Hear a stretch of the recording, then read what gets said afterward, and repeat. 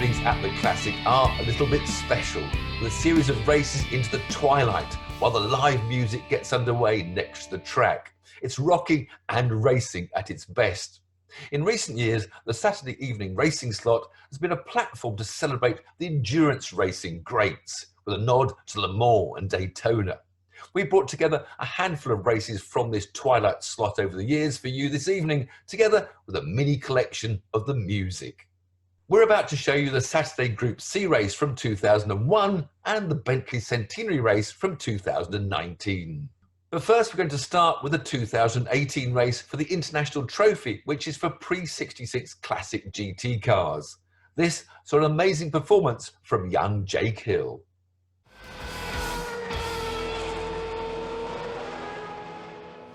Well, coming up, the International Trophy for Classic GT cars. This is pre-66, and what a Cobra Fest this is going to be. Now, we're looking at the Ollie and Gray Bryant car, a traditional shape of the Shelby Cobra. You can see it here. When we just swing round to our left, we see the Daytona version.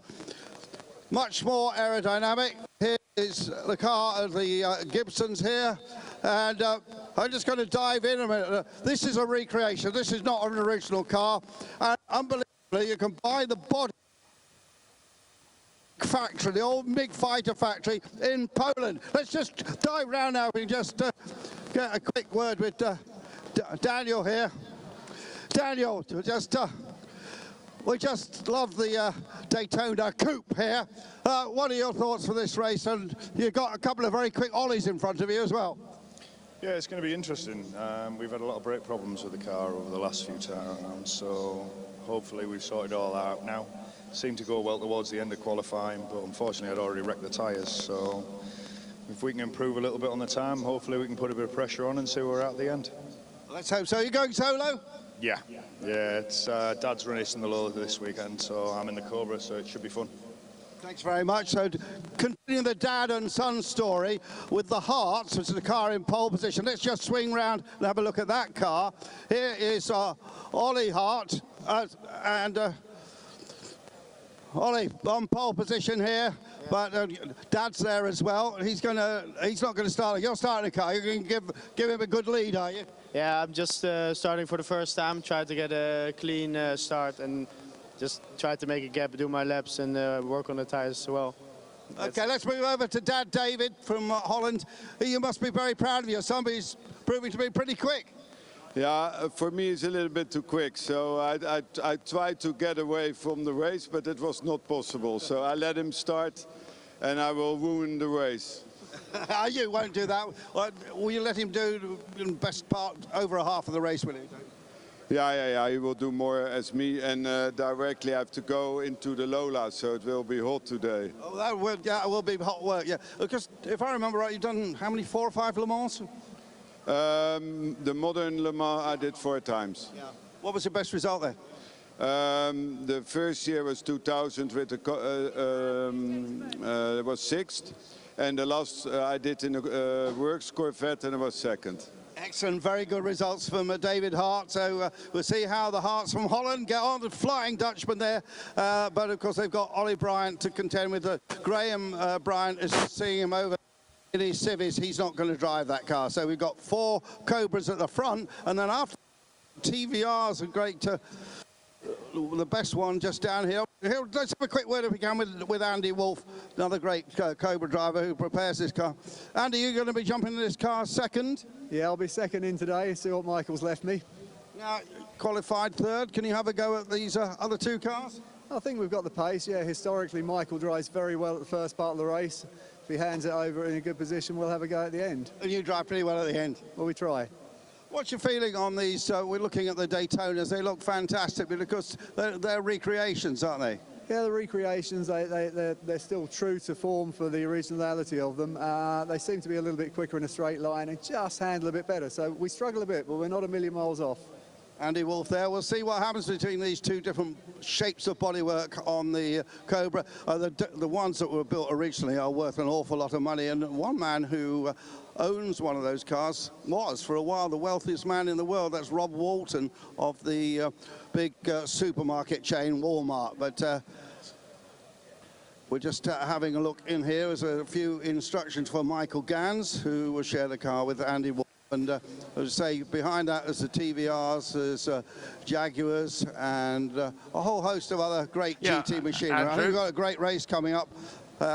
Michael Gans just gets the steering wheel fitted, and they'll be roaring off in just a moment. But Ian, your thoughts on these recreations here? Well, you once asked me that on Radio Le Mans many years ago when we were talking about Lynx cars, and I got into trouble for my response. You led me up the garden path. Yeah, well, they are what they are, aren't they? And they're allowed as long as they comply with the regulations. But obviously, it enhances the value of the real car. As long as people don't claim the real that one of the reproductions is the real car, they can't use this continuation word as if it's part of the original car, but it's not really. That they are cars built in modern times, and they're built from modern parts with a bit of modern technology thrown in. But then the older cars have modern technology thrown in as well. But take up your point, Andrew, about the number of genuine Daytona Cobras around. I think there's only about 5 ever made, so they're obviously worth a huge amount of money. There's an interesting car, Andrew. You buy that's Jake Hill, who's going to be driving that Lotus Elan if you're near it, number 153.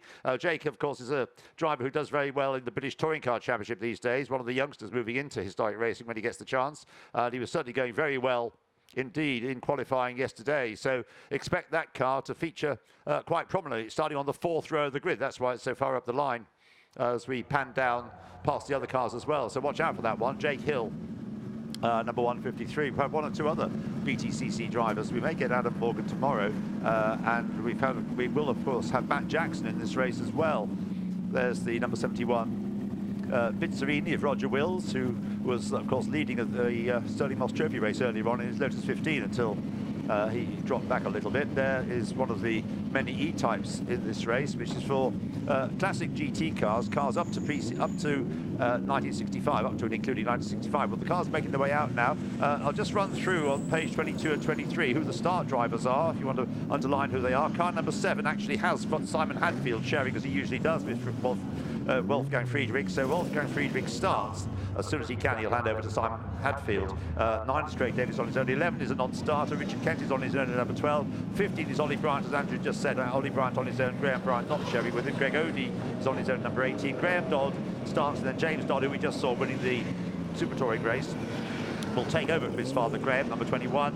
Rob Fenn starts, number 23. 25 is John Burton on his own. 28 is it? Falk Rossignol is a non-starter. 29, James Billy Bellinger starts, number 29. 30 will be Matt Jackson on his own. Marco Attard standing down from that car. Matt Jackson drives number 30 on his own. John Spears, number 32. Carl Weatherall, number 34. 35, Lee Smart starts. Lee Smart starts, number 35. 46 is Mike Whittaker, he's quick, watch him. 46 in the TVR Griffith, number 46, Mike Whittaker. Ron Maiden on his own, 52. John Pearson starts in the E-Type, number 53, before handing over to brother Gary. 55 is Martin Melling first, then Jason Minshaw will take it over. Sander Van Gils is on his own in number 60. Number 61, Michael Bell starts in the Morgan Plus 4 SLR. 63 will be not Richard Meaden as the second driver, Marek Reichman. Marek Reichman, R-E-I-C-H-M-A-N, will start the car and then hand over to its owner, Grant Tromans. We've got a Formula 1 star of the 1960s in the next car, number 70, Richard Atwood, will go second in the car, but will be started by young Tom Bradshaw. That's going to go well, but it's not going to be a contender for overall victory because it's a 2-litre Porsche down in the classes. Roger Wills on his own in the number 71, Pizzarini. Jamie Booth in number 72. 75 is a non-starter, as is 76. 77 is Robin Ellis on his own. 78, Anthony Galliers-Pratt starts in that Porsche 911. 79, Mark Martin sharing with Andrew Haddon, and Andrew Haddon will start in that car. 81, David Tomlin on his own. 88, John Davison, remember him winning the race in the Lotus Elan? Well, he's now going to be out in the TVR Griffith and not a Lotus, somewhat surprisingly. 89, Mike Wrigley shares with John Clark, and Mike Wrigley goes first. John Clark will take the car over. 92, Julian Thomas goes first. 93 is a non-starter. 94, Michael Gans starts, then Andy Wolff will take over, hence the conversation Andrew had just now with Andy Wolff. 95 is Tim De Silva on his own. Remember how he went in the Formula Junior race earlier? Tim De Silva in the E-Type Jaguar. 97, I haven't got a note of that, have I? Aaron Head drives solo, so Dale Head not driving that car, just Aaron Head. 99, as you heard, Dan Gibson drives in place of his dad Paul. 106 is James Thorpe. 107 is Mark Burnett, then Nick Swift in the Ogle, little Ogle. 112 is a non-starter. 123 is Ryan Hooker on his own. 127 has Martin Stretton sharing with Stefan Ziegler, and Martin will start in the car, number 127. 130 is a non-starter. 133 is Alex Bell first, then Jeremy Welsh. 134 is Jason Stanley first, then Mark Cole. 141, Steve Jones on his own. 144, James Hansen, hot out of the XJ12 Jaguar, now starts at the AC Cobra Paul Pochkiol. 151 is James Yates going first. 153 will be Jake Hill, that's the car I was mentioning just now, on his own. 176, Olivier Hart, as you've heard, then his father, David. 178 is Philip Danby. 185 is Stephen Bond. 1207 is Crispin Harris going first. 221 is Nigel Greenstall going first. 223 is a non-starter. 232 Alistair Coates. 247 Bill Shepherd. 361 is a non-starter. 681 Mark Gorton goes first, then Nick Finberg, Finburg, takes the car over from Mark Gorton, who's starting the car amongst the reserves. 22 is a non-starter. 41 Pietro Vignano on his own. David Clark, number 44, is a non-starter, as is 62 Martin Stretton, because he's now in another E-Type. 163 Marek Reichman, also in another car. 191 is there, Roderick Smith on his own. 261 Bob Binfield goes first, then hands over to Richard Meaden. So Bob Binfield, then Richard Meaden. 455 is Mark Hope. 509.11 are both non-starters. That's got through the lot, and the race will get underway any moment. It's going to be a 50-minute race with a pit stop between the 20th and the 30th minute, and the car has to be stationed for a minute during that time. If a driver's on his own, then he can stay seated in the car for that minute, but if they encroach beneath the minute, and it's a shorter pit stop, then penalties will ensue. So the two Cobras, the two different types of Cobras, the recreation green Daytona Cobra Coupe on the inside, and the genuine AC Cobra of the Bryant family, Ollie Bryant at the wheel. On the outsides, the cars then make their way out of Club Corner over the start line, and the race gets underway as they accelerate towards Abbey Corner. Is it going to be the green car that takes the lead? I think it may well be. It's on the inside line. Coming through on the inside also is the Cobra number 94, and that gets through into second place. So Michael Gans has got through into second place, and Ollie Bryant's kind of out fumbled there at the start, and he's down to third place as they come into your side, Alistair, for the first time. Yes, lots of locking wheels and tyre smoke, but I think everybody has kept apart. But into the left-hander at the loop, and we've got 1, 2, 3, 4 Cobras, then an Elan. And the first of those Cobras coming out is Olivier Hart, the pole position car. Second place is Michael Gans. Now, Andy Wolf said Michael goes well, doesn't he? We know Andy's quick, so that could be a contender for the win.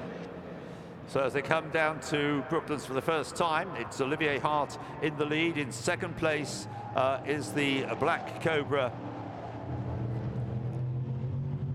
number 94, Michael Gans. Ollie Bryant in third place. Dan Gibson, number 99, in the Cobra in fourth place. Then we've got the leading TVRs with already Jake Hill getting in amongst the TVRs in the little Lotus Elan. We may have seen Lotus Elans going well in earlier races. Well, now it's up against some much more muscly machinery. And how will it get on? Well, Jake Hill is a quick driver of touring cars. Interesting to see how he gets the Elan round the circuit amongst these big Cobras. And there they are, the four of them and the TVRs.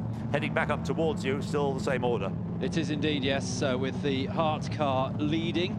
The Daytona-shaped Cobra, then the more normal shape of 94, Michael Gans in second place. Then it's the Bryant car, driven solo by Ollie. And then next up is the Dan Gibson, in for his dad, isn't he, Dan Gibson? Yes. The very quick driver in all sorts of cars, but out in the Daytona-shaped Cobra.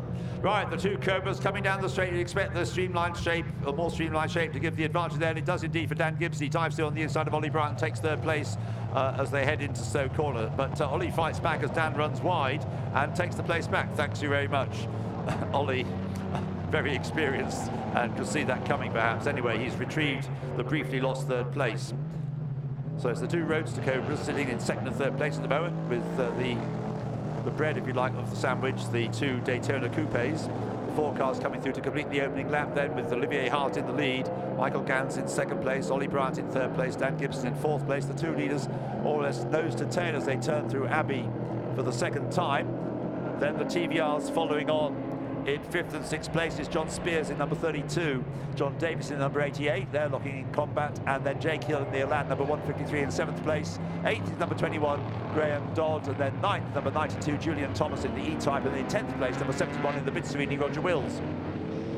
Through the loop once again, and it's still a good battle for the lead between Olivier Hart and Michael Gans, not far behind Ollie Bryant, who's kept ahead of 99 Dan Gibson, all those in Cobras. The first non-Cobra is John Spears in the TVR Griffith itself with a V8 engine, so it's V8s to the fore. Yes, Ford V8 engines powering the TVRs, as they also power the AC Cobras, or Shelby Cobras, if Carroll Shelby's to have his way. From up above. So the cars making their way through Luffield. There's the leading E-Type Jaguar, number 21, Graham Dodd, at the wheel, with Julian Thomas just behind. There's the number 88 TVR on the screen, the car of John Davison.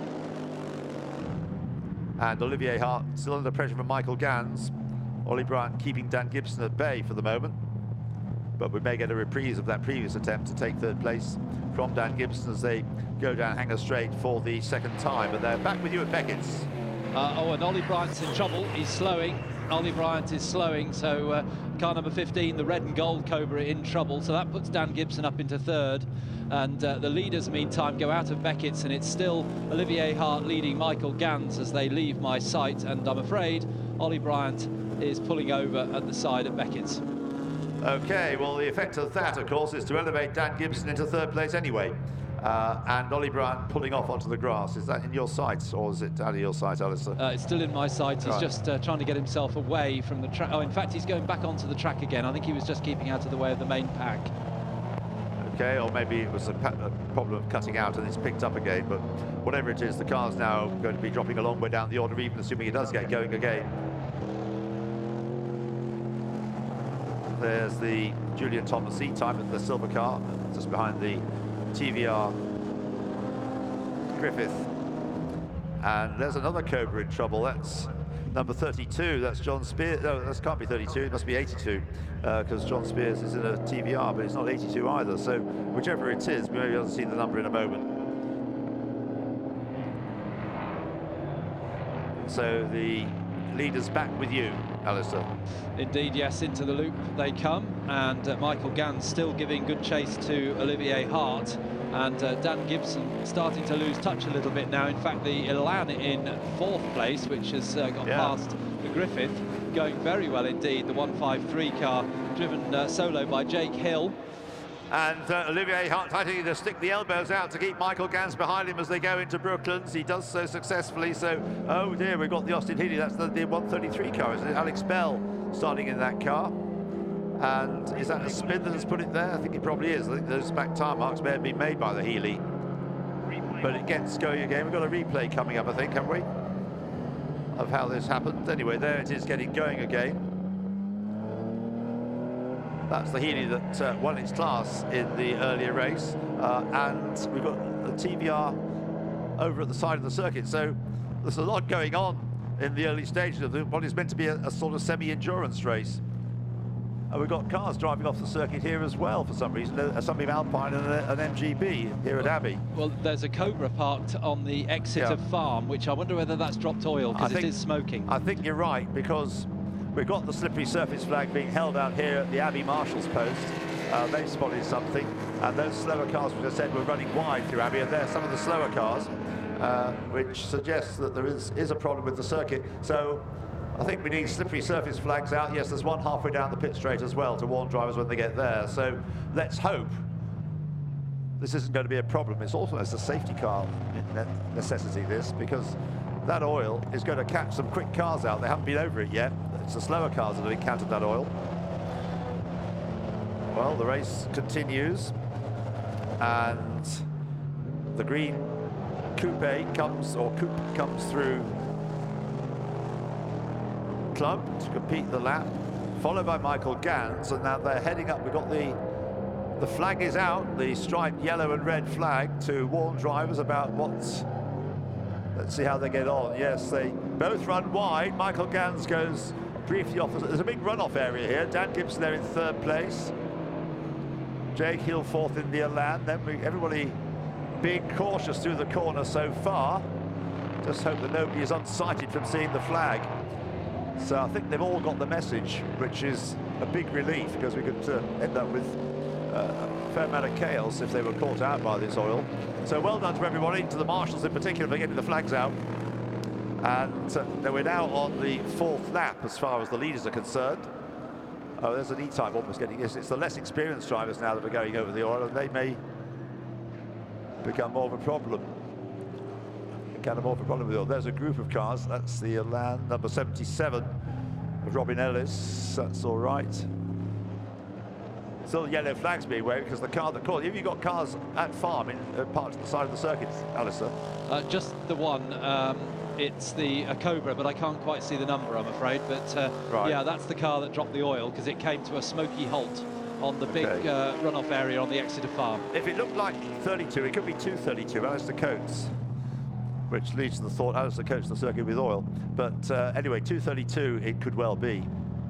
We saw only 2 of the digits on the door and jumped to the wrong conclusion about it being 32. It's 232. That is a Cobra. Well, there is the leading car, Cobra, coming through to complete another lap. Michael Gans dropping away a little bit, but enjoying power sliding the car.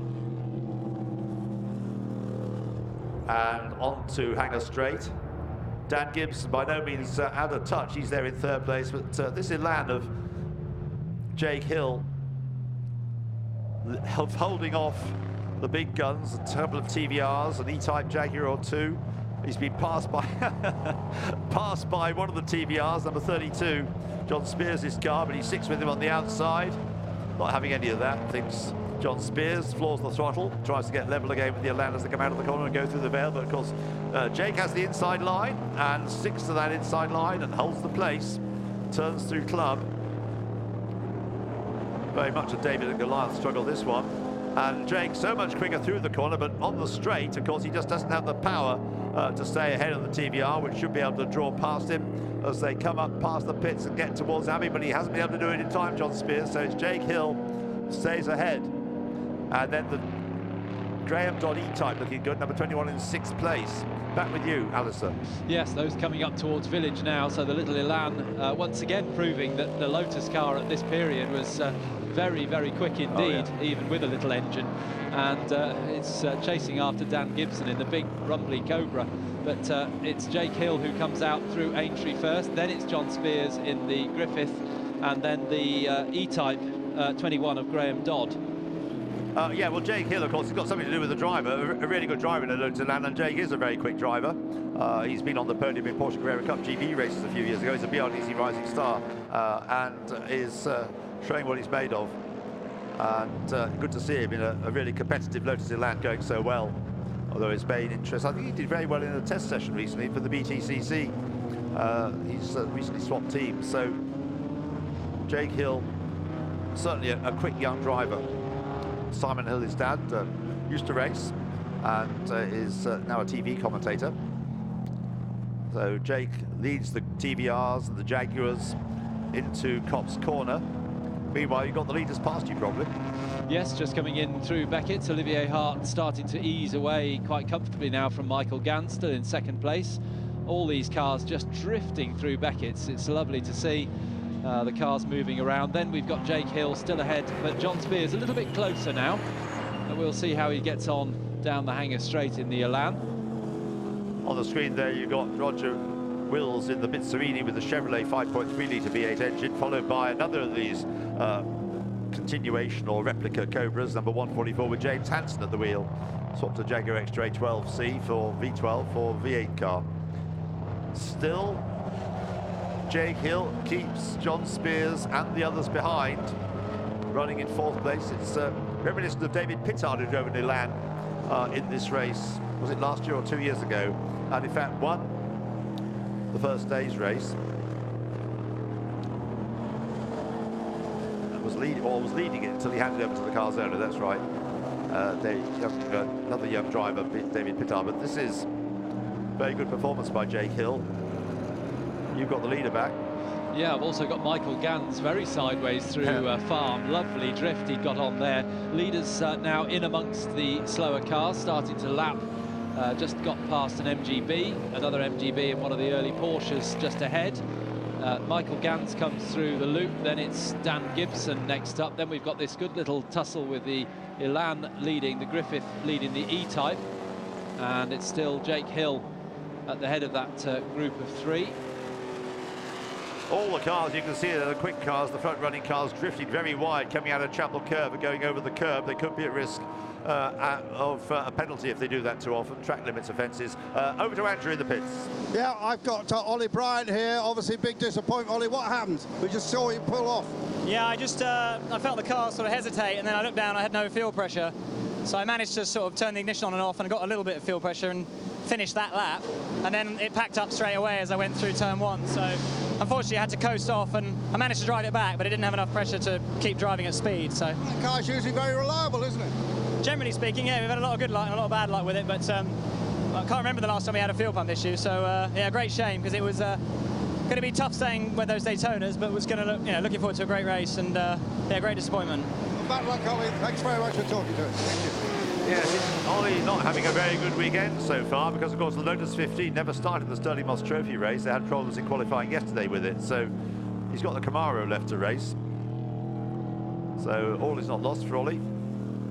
Regular competitor here over the years, having been introduced to the event by his father Graham, who began racing Morgans before he started getting into, and they still got the family Morgan that Ollie reckons he was taken home from the maternity hospital in when he was born. One of the very original Morgan Plus 8s that Ollie comes out in from time to time. Well, here we go, still Jake Hill in front of John Spears in the number 32 TVR Griffith with the Ford V8 engine in the front of it, but being challenged now by Graham Dodd in the E-Type, who may, no, not going to have a look on the inside going into club. Leader past me here for the 7th time, Olivier Hart, drawing further and further ahead. And what was his father said to Andrew? Something about then the race becomes rubbish when I take over, or something like that. Well, at the moment, Olivier is doing a great job of opening up a large lead, 6.8 seconds over Michael Gans. But the pairing of Michael Gans, David is demeaning himself there, David Hart, because he has always been a quick driver of historic cars. And we've had an incident on the pit straight. Number 78, that's the Porsche, isn't it? That's Anthony Galliers Pratt in the Porsche 911, the car ending up on its side and on the edge of the circuit. So the track is clear, but I think this may well necessitate a safety car. You can actually see how it began. We may have caught that on camera, we can have a replay. But the point is the car's ended up, as you can see on the screen, it's ended up on its side, and the safety car is coming out. Andrew, what do you know? Yeah, I'm right opposite in the pit, so the car's sort of perched on two wheels at the moment on its side. I believe the driver's still in it. Marshall's just talking to him, but everybody's still going past fairly quickly at the moment. They need to slow everything down and let these marshals get to work. I don't know how that car managed to do that. Did we see anything? I didn't see it. I just suddenly saw a car on its side. I was looking the other way, looking out of the window, and I'm afraid we haven't got... yeah, now the marshal's just going down, talking to the driver again. Well, the concern, of course, is you can't just put the car back onto four wheels, because the driver will get quite a jolt. No, exactly, yes. And I think that... I would say there's a possibility they might red flag this race. No, it's a safety car situation. Safety car again, they're still in conversation with the driver. And I see the marshal that's down there. Oh, the medical response car has just arrived now. And, well, a big incident here for this Porsche. Quite how it happened, we don't know. I'll keep monitoring it and come back to you when we know a bit more. Yeah, I can see it out of the window. I think what's going to happen, it'll just be a safety car period, whilst the best way of getting the driver out of the car is explored. We don't know whether he will have been strapped in as whether the car rolled completely over,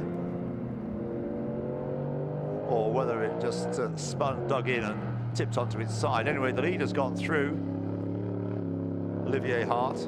Now, of course, once they get a full course yellow, signifying the safety car, there can be no overtaking. So by now, the leaders are in amongst slower cars, and so there's going to be the second place cars coming to the pits, Andrew. So you've got Michael Gans in the pits, and I don't think we're yet into the pit stop window quite. So perhaps that's a problem for Michael Gans in the Cobra. So perhaps we can find out what's happened there. Anyway, the Porsche is back on its four wheels. And I think the driver is, yeah, he's out of it now. The driver's out. I think he was more concerned about how to get him out of his predicament with the car on its side without just bouncing it back onto four wheels. And he'd get quite a jarring had that been done. So the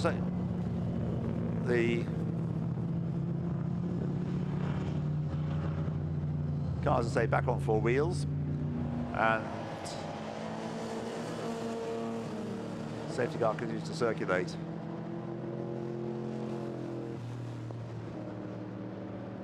So the pace of the race slowed right down, obviously, and I think the leader is looking for.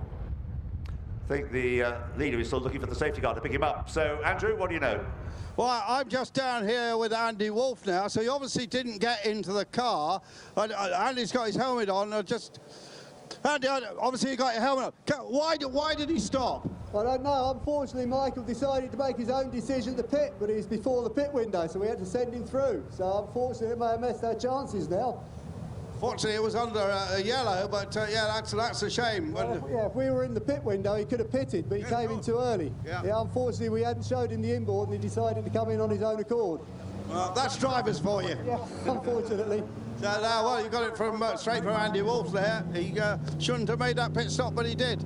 So they won't get a penalty for that, but of course they've got a time penalty because he's dropped right back. Right. And I think the vector here is about 25 seconds, isn't it? So it's probably cost him 20 odd seconds. He's down in about 12th place, past us at Beckett's, on the runners ahead. Thanks for that. So we've got the recovery vehicle on its way, and Anthony Galliers-Pratt out of the car. We got a close-up there of him standing by the car, and shaken but not stirred, I think, is a way of describing that. The recovery vehicle on its way. We can continue the race under the safety car for another few minutes.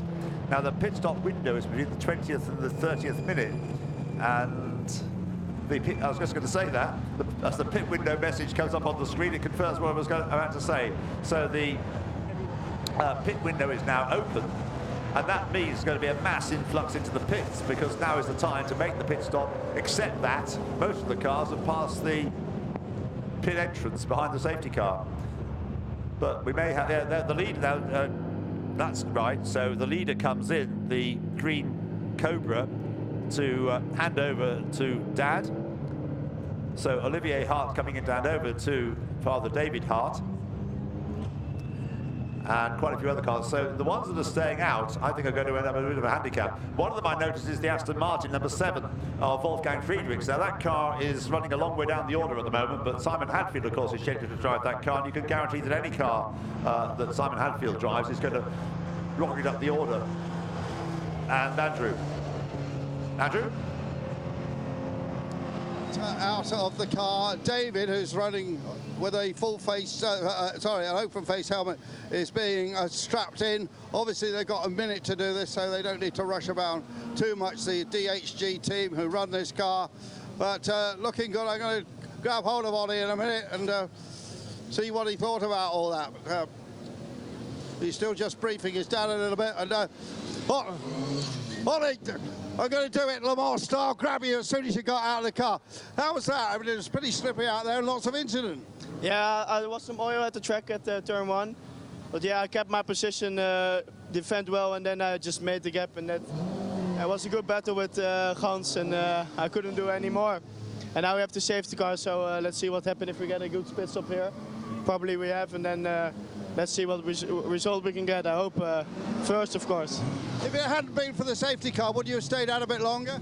Obviously, but I checked good at the TVs on the circuit, because I counted how many seconds. So I just calculated, and then I just came in.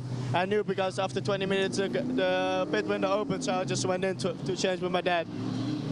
You're a bright boy, because the Andy Wolf car, Michael Gans, came in too early. You had to go out again. Exactly. Good luck. Good stuff. Yeah, they're bright, these young drivers, aren't they, Andrew? That's quick thinking on the part of... I remember David, I think it was David Coulthard who said when he used to drive around Monaco in the Monaco Grand Prix, looking at the big pictures on the screen, on the big screens, to see where he was in relation to the other drivers. Looking at these screens does really help the drivers. Well, the process of recovering the Porsche 911 is almost complete. The car's being lifted onto the back of the flatbed now, so it won't be too long before you can see it on the screen. It won't be that long before the race can resume, because the car tipped onto its side without hitting anything solid, so it's not done any damage to tyre walls or barriers or anything like that. It's just a bit of damage to itself, and happily none to the driver. So although it's going to be an incident, it's given the marshals an opportunity to deal with the oil that was dropped. What was that? Remind me, Alistair, who dropped that oil? That was the Cobra 232. Yeah, right, okay. So that oil is now being addressed at the approach to Abbey. It's kind of off the line there, but they have to cross that really if they're on the inside line and defending particularly. So where is the safety car now on the lap? Is it anywhere near you, Alistair, one of your 2 vantage points? Yes, the safety car is actually in Beckett's. Yeah. And the leading cars that did their pit stop are around coming to the back of the train, so they're kind of Woodcote to Copse area. Okay, so it may well be the case. It'll be possible for the safety car to pull off this time. It's still got to negotiate hanger straight and stow. Here it is, and it's, I think, slowed the pace considerably to try and enable it to make this the last safety car lap, so we can get racing again. The marshal's doing the thorough job, but as quickly as possible to get this oil dealt with at Abbey. It may all be fairly academic when everybody gets racing again, but the first car that I've noticed come through that was in that lead group was Jake Hill after the pit stops. Yeah, Jake's been in. Yeah. So. Yeah. So well, he's not leading the race in terms of he's right at the back of the pack, but he's at the head of people like David Hart and Andy Wolff. He's the head of the pit stoppers. It looks like it to me, yes. Right, Dan Gibbs. Everybody has been in now, except Mike Whittaker's not been in, number 46. He's a quick TVR driver, but he's not yet, according to the screen anyway, visited the pits. There's a few further down the order that haven't been in either. Like Tim De Silva's not been in the number 95. Number 95, E-Type Jaguar. Or Jamie Boot with his TVR, his E-Type, I mean, number 72, or Bill Shepherd with his number 247 AC Cobra.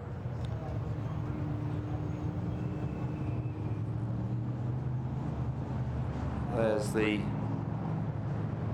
what was the leading car. It isn't at the moment because of its pit stop. And Dan Gibson not that far behind it. Now, Dan Gibson against David Hart. I'd go for Dan Gibson. But is that E-Type between them? Is that the dog car?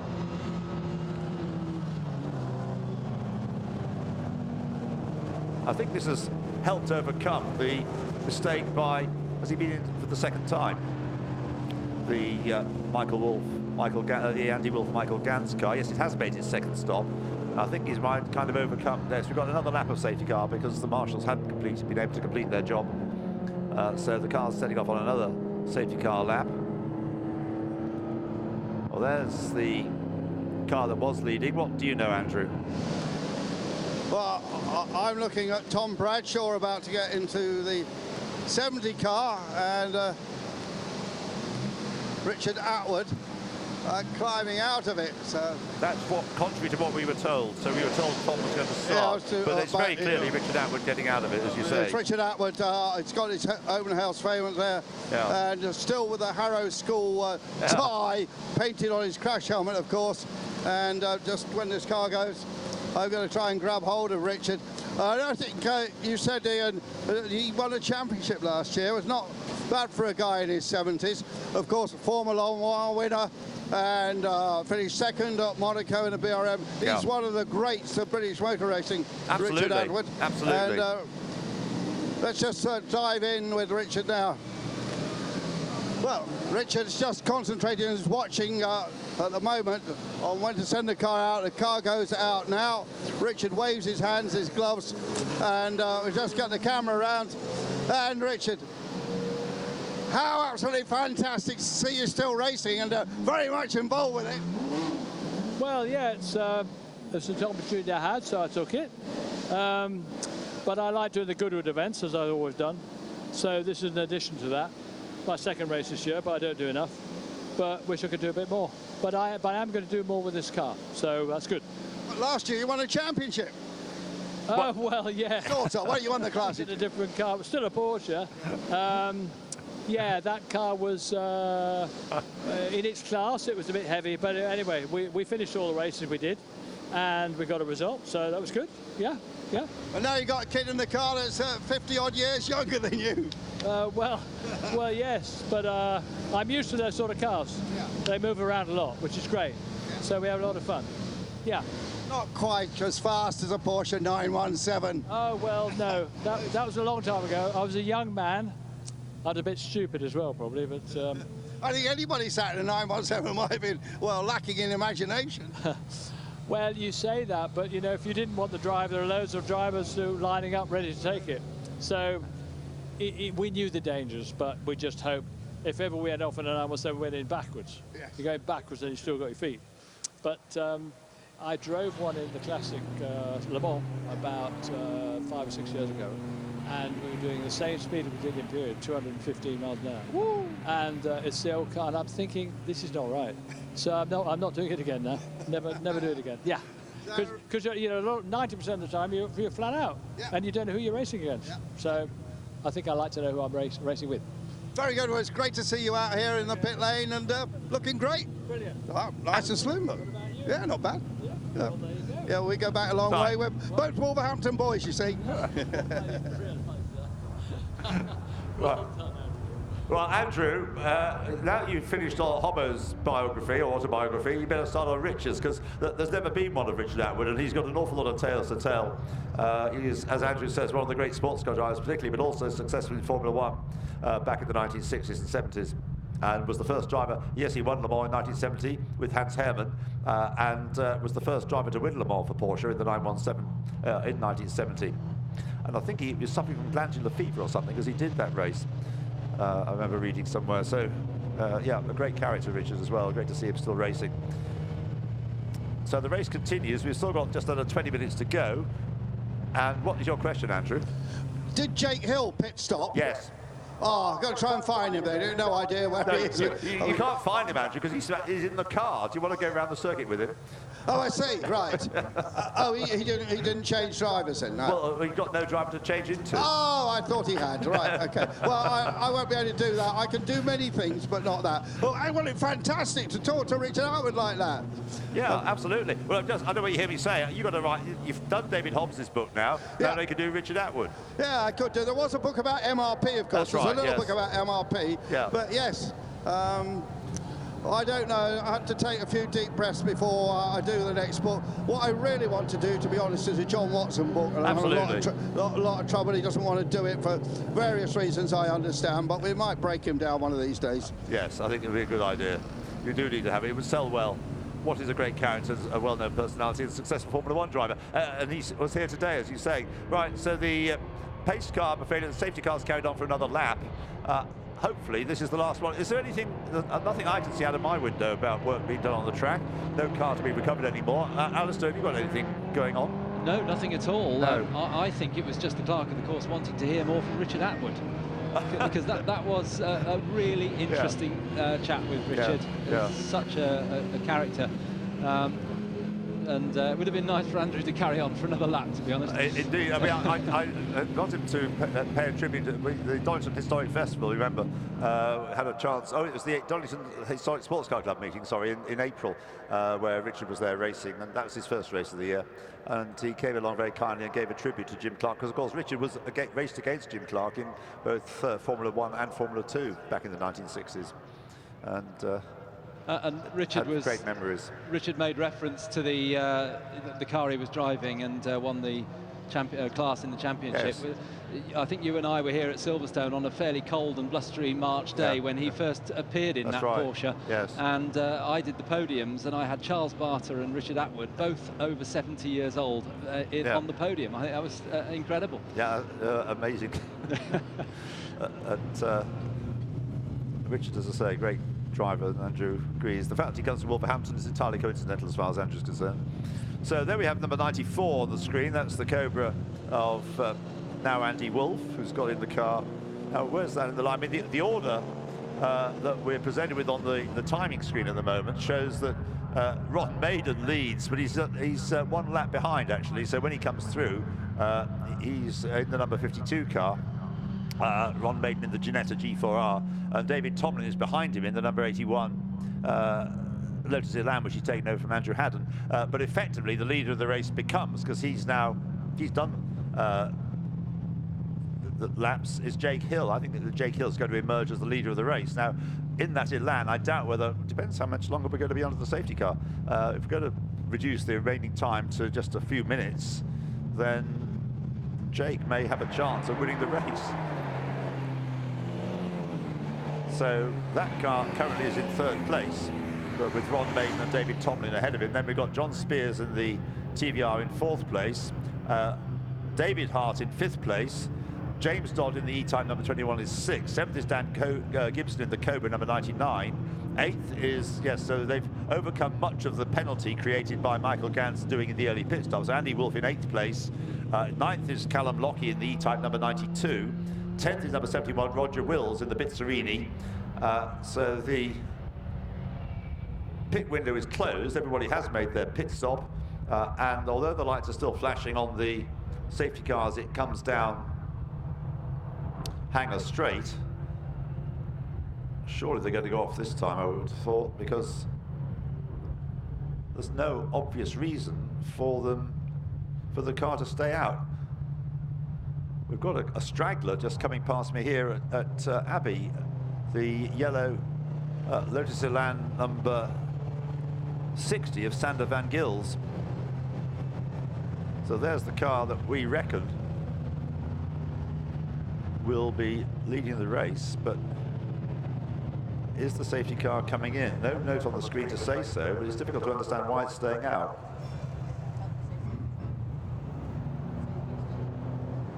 The race, unfortunately, turning into a parade at the moment. The safety car is staying out for another lap. So there must be something going on. Our cameras haven't picked anything up, but there must be something going on out of our sight that is causing the safety car to stay out. I think there's a bit of frustration on the part of the drivers now. There's nothing that we can see anywhere. So just there's the Ginetta. Ron Maiden in front, then David Tomlin, then now the E-Type number 55, looking a bit impatient. That's Jason Minshaw now at the wheel of that car. Now that car is shown as being, well, it's running 3rd in the queue, but it's down in 19th place, a lap down. But apart from the pace at which the cars are being driven, of course, isn't helping things either. So there must be a very good reason for keeping the safety car out, which is at the moment escaping us. No information is forthcoming about the reason for this continued procession. We've got 14 minutes of the race remaining. It does leave us with Jake Hill, just one car that's a lap down between him and John Spears, and then we've got number 21 in the mix as well. But apart from those couple of lapped cars, all of the leading cars are in a long line. Yes. With the Bizzarini at the back of that group. And so when we do get racing again, and they've managed to pass those couple of slower cars, we should have a really good race on. Yeah, I'm beginning to wonder what the reason for this is, because it's not, I mean, the drivers are obviously weaving around a lot to get heat into their tyres, or maintain a level of heat in their tyres. There is a risk that the car's going to overheat, driving at this slow speed. Is pace picking up a bit? There's Andy Wolff's Cobra.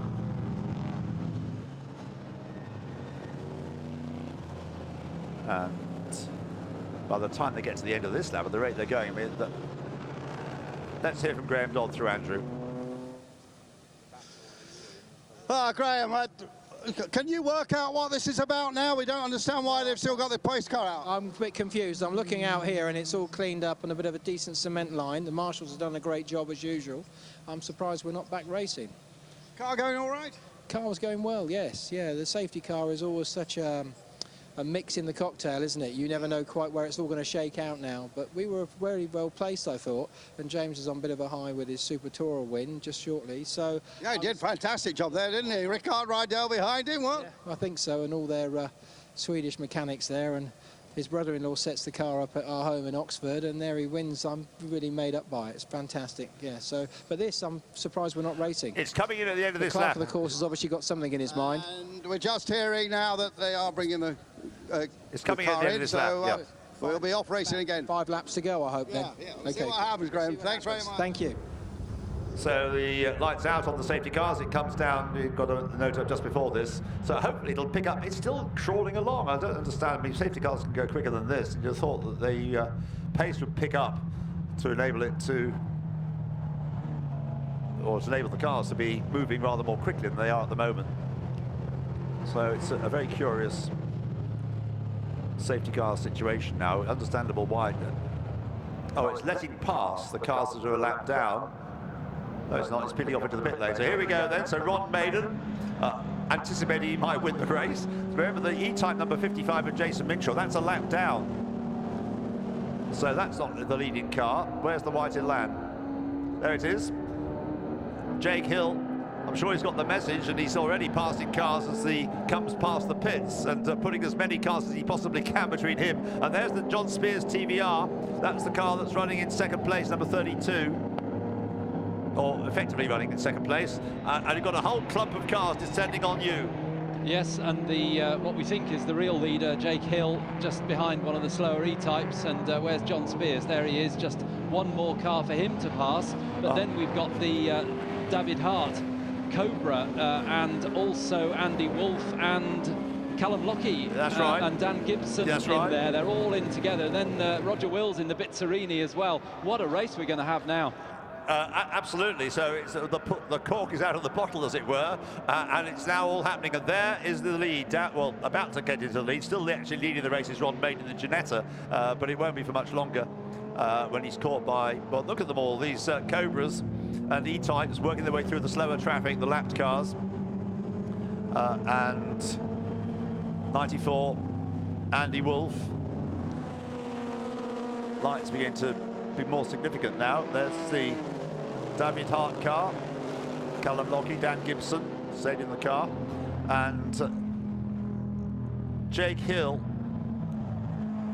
in the Elan. Hasn't yet worked his way to the front, but he's only got to pass Ron Maiden and David Tomlin. They're the two that matter. The others are a lap down anyway, the MGB, for example. He's right up behind, I think it's David Tomlin in the Elan. No, that's not the same one. So I think he's through past one of them. Yes, that's the lapped Elan down in 18th place. Yes, so he's still trying to get past that one, actually. But the other car, Ron Maiden, is still ahead of him. But the rest of them piling through Beckett's and on their way down the Hanger Straight. And just to give you the answer to the safety car, there were 2 cars at Copse Corner being recovered. That's why we couldn't see them. That's the explanation. The bound to have been an explanation. It doesn't really quite understand what was going on. No messages were given to us. There is the number 21. That's James Dodd. Now, James already had one win. James Dodd in the E-Type. Looking at that, that's a cloud of dust car going off? No. Well, if it was, it's got back on again. But James Dodd in the number 21 E-Type. That's the threat to, and he's going to pass him. There's little doubt about it. Jake Hill will be caught and passed by the number 21 E-Type of James Dodd, who really has put a storming charge on, fortified by beating Ricard Rydell. He's now about to take the lead of this race. So over the line they go. Ron Maiden still actually leads the race. He's going to take a little bit of catching, 8.5 minutes to go. And second is Jake Hill in the Lotus Elan. James Dodd in the E-Type is third, number 21. Fourth is David Tomlin for the moment. And then we've got Andy Wolf in the Cobra number 94, followed by John Spears in the TVR. Then David Hart in the number 176 Cobra. And you've got them all. Yes, and Andy Wolf has got past David Tomlin, so he's now heading off after James Dodd, and that'll be a good battle. 2 very good drivers, and of course ahead of them is Jake Hill, another very good driver, but in a very different car. And Callum Lockie having a look to try and get past David Hart as well, not quite making it. Not done it yet, but they're on the way down to Brooklands now, and he's closing up. Well, he was level almost as they went into, you couldn't look 2 ways at once, but on the screen we saw what Callum Lockie, but Callum's got a little bit out of shape coming into Brooklands and has been passed by David Hart. Callum Lockie still behind him as they go through Luffield. Has the Ginetta been caught yet, Alistair? Are they with you yet? No. They're down at Copse Corner. We'll see them in a moment, see if the little red Ginetta is still ahead. It is. So on the screen, here we are. The Elan is still second. It's like a glorified handicap race this now, isn't it? Where they all set off from different marks and then they try and all finish at the same time across the line. There's the leader. Well, we've got the 4 leading cars now into Beckett's, and Ron Maiden has almost been caught now by Jake Hill. Jake, I think, will get him on the hanger straight. And going very, very wide, Andy Wolf really almost, in fact, he did touch the grass at Beckett's. That's lost him time. So Andy Wolf making 2 mistakes on 1 lap, because you had one as well, didn't you? Yeah, and I thought for a moment that Ron Maiden had been passed, but he hasn't yet. And here come the big guns and the E-Type and the Cobra, but Jake Hill doesn't take any prisoners, dives down the inside of Ron Maiden, and so the Elan now leads the race. Jake Hill leads the race in the white Elan, wherever his father is. Simon is quite a mercurial character, his dad, and if he's watching this race somewhere, he's probably tearing his hair out and jumping up and down, and unbelievable he'll think this is. So Jake leading the race. There's that next group of cars. David Hart, Callum Lockie and Dan Gibson, who's been in the car from the start, of course, in the red Daytona Cobra. Over the line, then Jake Hill leads James Dodd by just under a second. Then we've got Ron Maiden actually still third. Remarkable if he gets the Ginetta on the podium. Here they are. And of course Jason Minshaw ahead of them, a lap down, but he's staying ahead of them. He's driving very well. Jake Hill leads. Second is James Dodd. Third is now Andy Wolf. Ron Maiden has dropped to 4th. Then it's John Spears next up. David Hart's lost a few places. He's still being challenged by Callum Lockie, who hasn't managed to get by. And Dan Gibson right behind them. Roger Wills also coming up as well, and David Tomlin still in the mix. And what a race we've got. Shame it didn't last a bit longer. With the safety car. Well, the Elan is still in front as they come down the Wellington Straight into Brooklands. The white Elan leads. James Dodd in second place. There's Callum Lockie going for the inside, but it's not going to work. Over the curb he has to go, and he's passed by Dan Gibson as a result of that. And he gets the tail really hanging out there as he tried to hang on to the place, but he hasn't, and he's been passed by Dan Gibson in the number 99 Daytona Cobra. So not turning out the way that Callum was hoping for after a good restart after the safety car pulled off through Woodcote. There's the Elan, Jake Hill, and the E-Type looming larger and larger. They look like giants looming in on the little Elan in front, going through Copse Corner. And how much longer? He's got to hang on for it. I don't think he's going to be able to hang on for another 3 laps, is he? He's doing an amazing job, isn't he? He's still far enough ahead to be able to turn into Beckett's. The Jason Minshaw car goes straight across the apron, but of course he's a lap down. So it's still Jake Hill leads, and in fact he leaves Beckett's with just as much of a gap as he entered it. Tremendous driving. Oh yes, well he is a very good driver, Jake Hill, make no mistake, even though most of his experience has been in touring cars, but he has raced Porsche successfully, and he comes into Stowe Corner, still in front, and yes, he is going to leave corners, and corners like Beckett's particularly, just tailor-made for Jake. So through the Stowe right-hander into Vale. So it's not going to be easy work for James and Andy to find a way past. Andy Wolf in 4th place in the cover. John Spears in the TVR 5th. David Hart 6th. And right behind him is Dan Gibson. And another lap completed with Jake Hill in front. Time for 2 more laps. And in fact, on that lap, Jake did the absolute best 3rd sector time, and he's just done the fastest lap for that car, 2:26.5. So he's the fastest car. I mean, he is matching anything that the others are throwing at him. Absolutely he is, yes, he's still in the lead, and Andy Wolf had a very good look at James Dodd that time into Village, but locked a wheel and actually lost time. So that's all good news that those two are battling behind Jake Hill, because they might be slowing each other up. Jake is losing a bit of ground as they go under the bridge with the top speed of the E-Type closing him up. I'm afraid Roger Wills is a retirement. Collapsed front suspension on the Bizzarini. Yes, just unfortunately he's been able to park it. Good thinking by Roger, getting the car out of the way behind a wall. So no need for yellow flags. I don't think it'll be far enough off the circuit. So Damien Hart passed by Dan Gibson, the 2 Daytona Cobra Coupes running side by side, and the 99 gets ahead of the 176 green car. Still, Callum Lockie is frustrated, unable to pass either of them. So Dan Gibson moves up into 6th place. Ron Bain still got that Ginetta running, or had it at the start of the lap, in 5th place. Remarkably, the 1 litre engine Ginetta. Shows what a little one. Sorry, 1700cc Ginetta, isn't it? It's a powerful one. And a good stab for the lead there, going into Beckett's, but Jake Hill knew exactly where to put the Elan, and the E-Type and the Cobra absolutely hammer and tongs behind him, and John Spears just behind as well. John actually is catching them, isn't he, John Spears, in the Griffith? Yeah. So he could be a challenger as well, but off they go down the Hanger Straight again. Are they catching Jason Minshaw now? I think maybe they are a little bit. Not much, to be fair to Jason. Not by much, yeah, no. yeah. I mean, he's going, well, just a measure of the pace they're going at. So down Hanger Straight, and Andy Wolf having a look on the inside line, goes past it. Of course, that's delaying each of them because he's having a go to pass the E-Type. They're each racing for themselves, of course. They're not the teammates here, the 2 bigger cars. And James Dodd hangs on in front as they come. And Jake Hill driving out of his skin here in the Elan. And he's going to be going through the start. He's got 1 more lap to hang on in front. So Jake Hill comes through now to start the last lap. Jake Hill leading. In 2nd place is still James Dodd in the E-Type. In 3rd place is the AC Cobra, now with number 94, with Andy Wolf. Remarkable how that car's overcome, thanks to the safety car period, the 2nd stop it's had to make to overcome the early stop by Michael Gans. So they're into the sequence of corners up to Village in the loop. Up to the loop now, yes, and Jake Hill still in the lead. He's got our vote up here for driver of the day. Fantastic. I hope Jason Minshaw isn't slowing him down, because Jason isn't moving out of the way and Jake's right behind him. I mean, maybe Jake will get a bit of a tow. No, he moves out to the left, and hopefully Jason will keep over to the right, because we don't want him to involve himself in this lead battle. And down to Brooklands once again. And side by side, in fact, the bigger cars were all 3 abreast. Jason Minshaw coming level with him, and the Cobra's gone through. Andy Wolf has gone through into 2nd place ahead of James Dodd.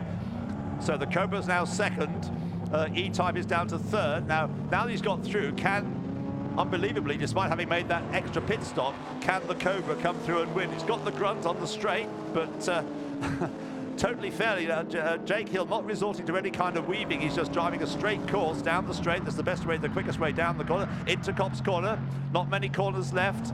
The Elan bounces on its rear suspension as it comes through the corner, up the brow into Maggots.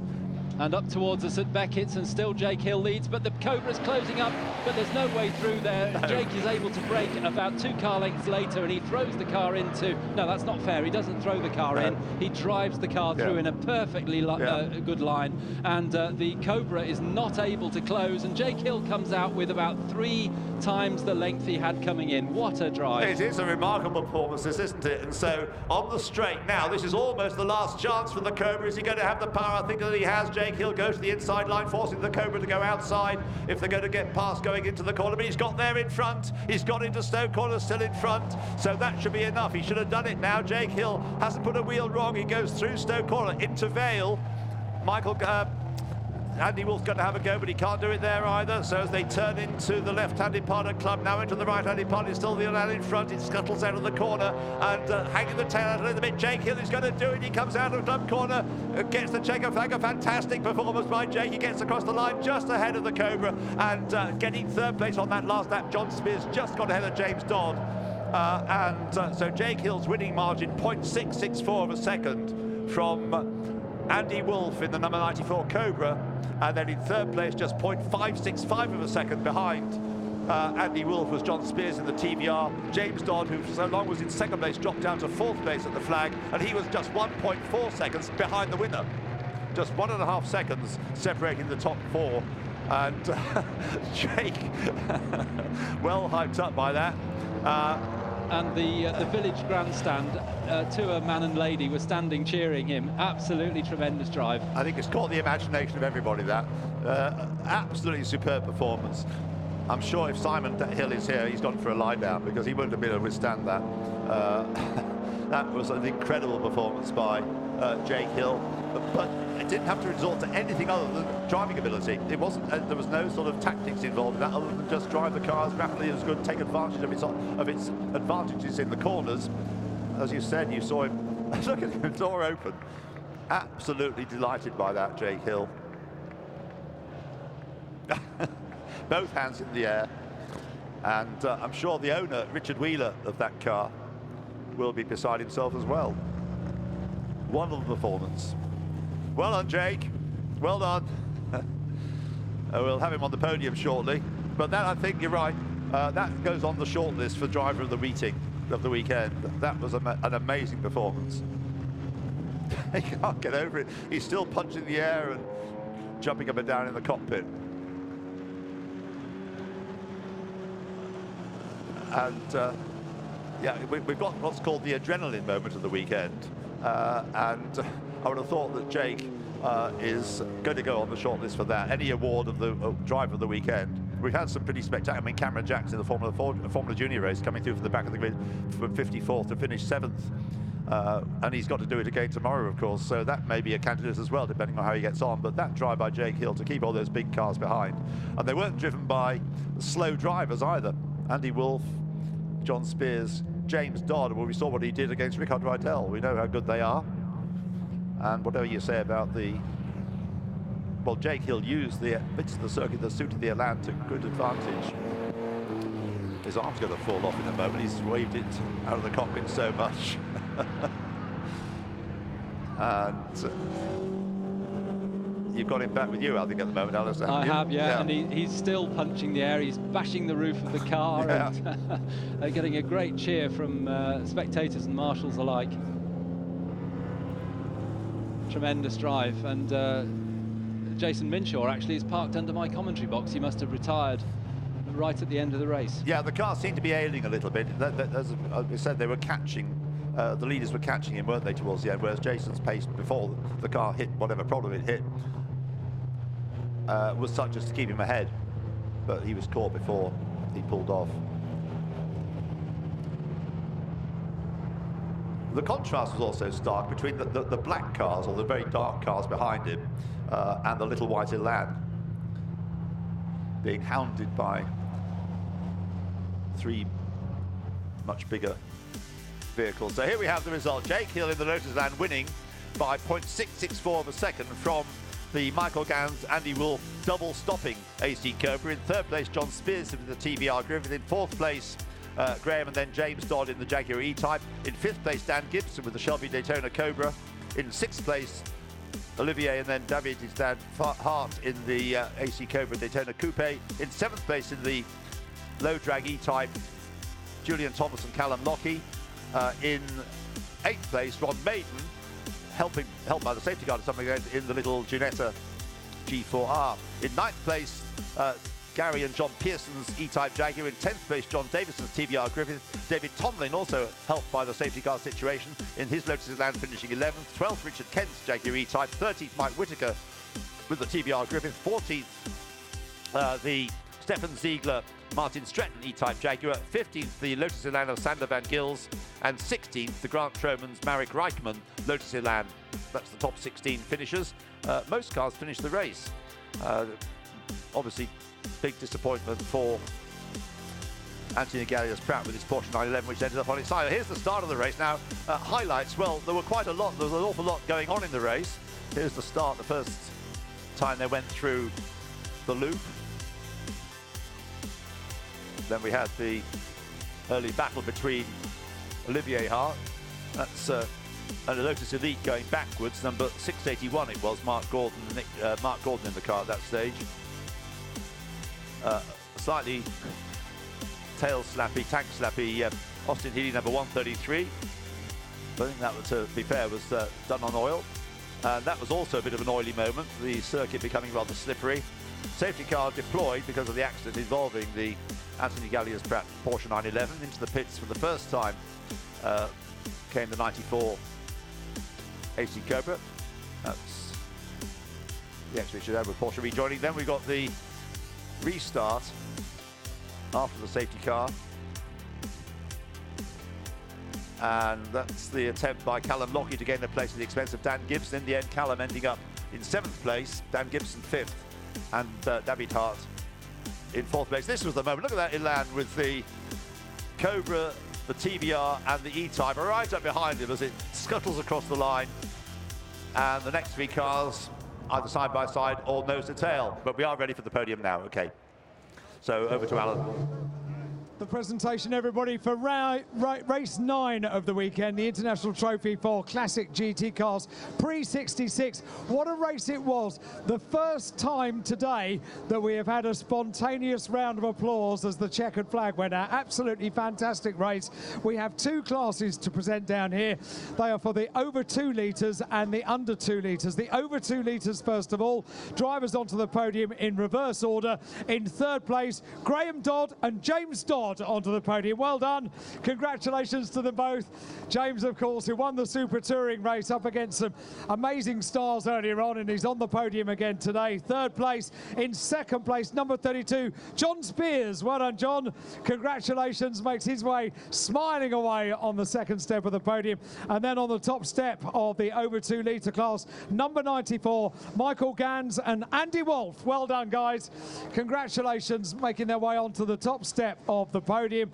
And Nick Wigley, the boss of Silverstone Classic, is here to make the presentation. Over to the far end of the podium, where he goes first of all, where Graham Dodd and James Dodd receive 1 trophy between 2, a bottle of Prosecco as well to enjoy a little bit later on. John Spears is on the 2nd step of the podium, and then on the top step of the podium, only 1 driver representing Michael Gans and Andy Wolf, but the big trophy is held high in the air. Well done. Congratulations. And what a run to the flag. Now, all 3 of them will pose with their caps on their respective steps of the podium. So smile, gentlemen, please.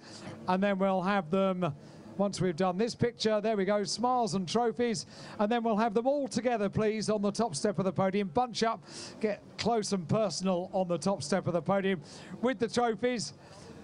Smiles all around, and a thumbs up from Dodd Senior.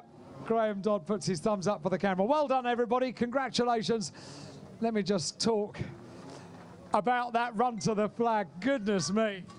Yeah, I thought, well, am I going to have a big go? And I tried to have a lunge down the inside through Maggots, Beckett's, and I thought, well, if I try it, I'm going to take us both out, and that's silly at this time of the day. So I yielded to the youngsters. It was absolutely fantastic to watch. Thank you so much for making it such an enjoyable and entertaining finish to the flag.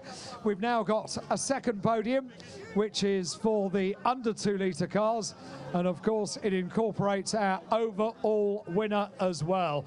So let's get on with the podium presentation. We get the drivers on the podium in the under 2 litre class in reverse order, starting with 3rd place, number 81, David Tomlin. Well done, David. Congratulations. Makes his way onto the 3rd step of the podium. Where is David Tomlin?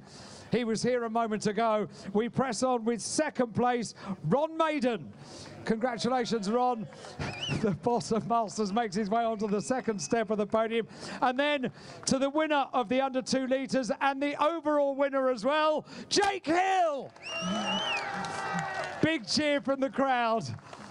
And gets a handshake from Ron Maiden as Jake makes his way on now. Nick Wigley is here from the Silverstone Classic to congratulate Ron Maiden in 2nd place. There's the silver trophy. And then to our winner, to Jake Hill, who's enjoying every little moment of this. A garland goes around his neck. He's an overall race winner at the Silverstone Classic, Jake Hill. Well done, many congratulations. Let's have a photograph of you both. Come on, Jake, you know what you've been told. Do your overalls up. Overalls up. Sponsors. They're the old sponsors. That's why it's down. There we go. Good answer.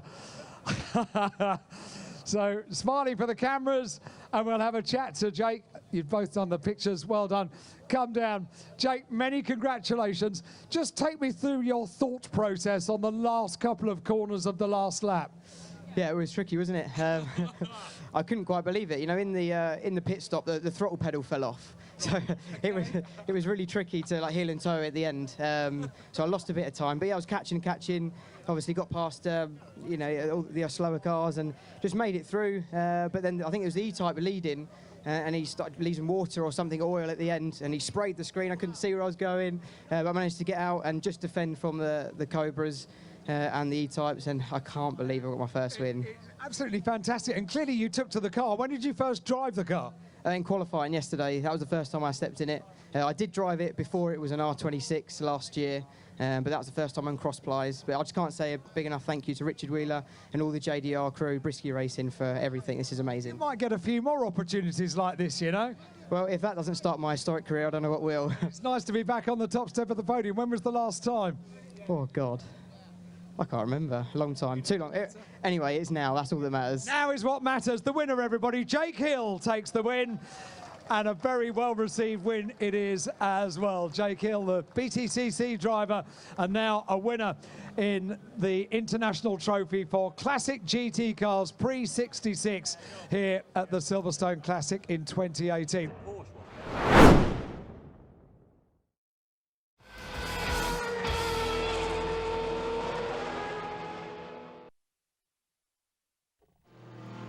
Jaguars to the four Group C cars leading the field down towards Stowe Corner. A fantastic sight they make.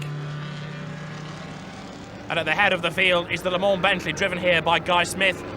The Bentley, number 8, not this car, but number 8, finished 3rd at Le Mans this year, recapturing the great days of the 20s and 30s. A rolling start for this turn lap race, and it's go. Down towards Copse Corner they go for the first time. David Coppola on pole position, but Justin Law makes a good start. Graham Hathaway bursting through as well there. It's Justin Law just leading, Hathaway second, Nathan Kinch third in the Bud Light. Liveried car is in 3rd place, and they power their way now on up towards Beckett's for the first time. Justin Law now leads in the Castrol liveried car. Second is Graham Hathaway, who won the Empire Trophy on Saturday evening. In 3rd place then going through is Nathan Kinch, and then 4th was the Porsche 956. There you can see the Aston Martin AMR1 of Paul White going through. Race leaders down towards Stowe Corner for the first time. The 3 Jaguars then, 1st, 2nd and 3rd, Justin Law, then Graham Hathaway, then Nathan Kinch, and the 2 Porsches further back there. Philip Brun going through on the inside of Martin Koenig in the Skull Bandit liveried ex-John Fitzpatrick Racing Run car. The Jaguars in formation, the XJR10 ahead of the XJR11 and then the XJR12. Out of Club Corner they come now. A stirring sight here at Silverstone this. You can see the gap between the Jaguars and the older Porsches. Graham Hathaway having a look on the inside and through he goes there, side by side alongside Justin Law, and Hathaway goes through. Great move. Justin Law tries the outside line. Now Nathan Kinch, who wants to go Formula 3000 racing next year, tries the inside, he gets past, but he's going to get past 2. Not quite. The car gets sideways, leans on Hathaway, and Graham Hathaway hangs on to the advantage. Nathan Kinch tucks in 2nd place. 3rd as they come through is Justin Law, and Nathan Kinch there absolutely charging. The former rallycrosser Graham Hathaway leads as they pound across the line. Hathaway, then Kinch, and now Justin Law being dropped a little bit here. Nathan Kinch doing a fantastic job here. He's only 18 years of age and he's handling this car like a veteran. Graham Hathaway, vastly experienced driver, not necessarily in Group C cars, but he's been around in motor racing for a long, long time. He leads. Nathan Kinch right up behind him now, coming into Beckett's. Turn right, then left. Through the Beckett's S's, Nathan Kinch trying to level with Graham Hathaway. He's going to go through. What a move! Nathan Kinch takes over the lead and he does it with a great bit of driving. Onto the hanger straight, Nathan Kinch leads. 2nd is Graham Hathaway. Hathaway fighting back, he's on the outside line in the purple fronted car. He's going to go back through, is he? Gets his nose in front. Nathan Kinch very bravely holds his ground on the inside line. It's like a Formula Ford battle this, and that's David Coppola having spun out of the pole position car. Battle on for 2nd place though now. Graham Hathaway under real pressure from Justin Law. The way that Hathaway has dropped back now suggests there might be something wrong with the car. Nathan Kinch pulling away all the time, and Justin Law now looking for a way through on the inside line there. He takes the tighter run coming out of Club Corner. He's going to be on the outside line for Abbey, but Justin Law still goes past. Right round the outside, Law goes 2nd and down to 3rd now falls Graham Hathaway. It's still a Jaguar 1, 2, 3, but the order is shuffled somewhat now. Leading is Nathan Kinch, 2nd is Justin Law, and Graham Hathaway, who won the Empire Trophy with Gary Pearson a couple of days ago, down in 3rd place now. Coming towards us there is Martin Koenig in the ex-John Fitzpatrick Porsche 956, and tucked up behind him is Chris Randall in the quickest of the Group C2 cars, the 1990 Spice there going through. Chris Randall doing a great job here. coming onto the Hangler Straight. Behind then you can see number 72, that's Ian Donaldson's Porsche. That's one of the later 962 models, but Chris Randall's going to go through here and relieve Martin Koenig of a place on the inside line. The Spice goes ahead there. Chris Randall moves through on the inside line, and that gives him 5th place now. 4th ahead of him and well clear is Philippe Brun with his Porsche, and Ian Donaldson now looking for a way past Koenig. They pour their way now out of Club Corner. Meantime, Nathan Kinch looking absolutely invincible here. The American spec Jaguar turning its way towards us. Nathan Kinch then, that car retired from the British Empire Trophy race, but it's got no problems at all in this, the Bob Wallach Trophy. There in 8th place is Nigel James with his earlier Spice, the SE86. And Nigel James, who's switched from Pro Sport to single-seaters and now into Group C cars, doing a great job. Meantime, number 2, Nathan Kinch, is on target for a win here. He makes his way out of Abbey. He's about to lap Tommy Erdos, driving the originally painted Ecos. Down towards Priory, the Brazilian moves aside, through on the inside there. Goes number 2, Nathan Kinch puts a lap on the Brazilian driver, and a win is just around the corner now. Nathan Kinch has not spent that much time behind the wheel of the Jaguar, but you wouldn't think it to look at him.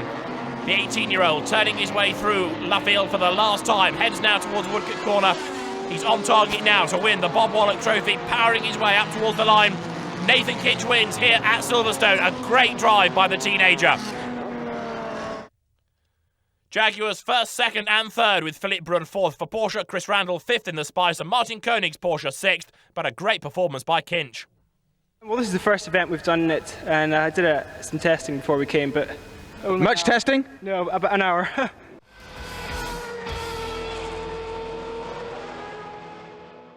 The last of the Daytona at Dusk races features the most modern machinery to be seen here at the Silverstone Classic, the Masters Endurance Legends, for prototypes and GT cars, including this Lola Mazda that ran the American Le Mans Series in 2012, a Dallara Judd that raced in Le Mans in 2004 and 2005, and a Peugeot 908, just like the one that won Le Mans in 2009.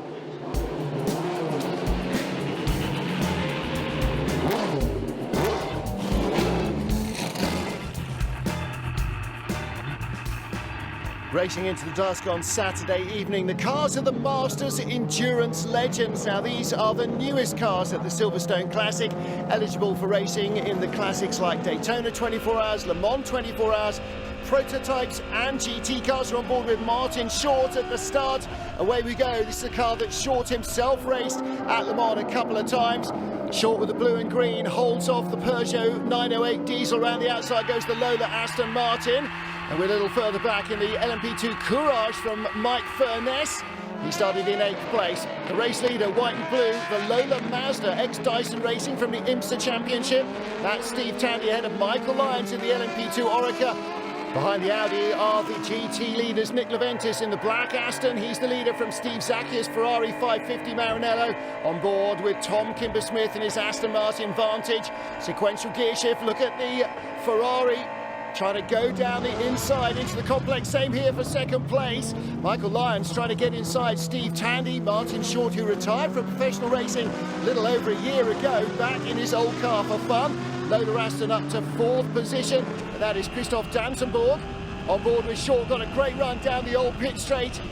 Through into 2nd place as he turns into Copse Corner. A little bit of damage on the front of Michael Lyons' Orica LMP2 car. That might leave him susceptible to attack from the P1 cars behind. The Mazda Rotary and the Dyson car has been damaged, the leader. So there was clearly contact there. Martin Short in 2nd place, now in hunt him down mode.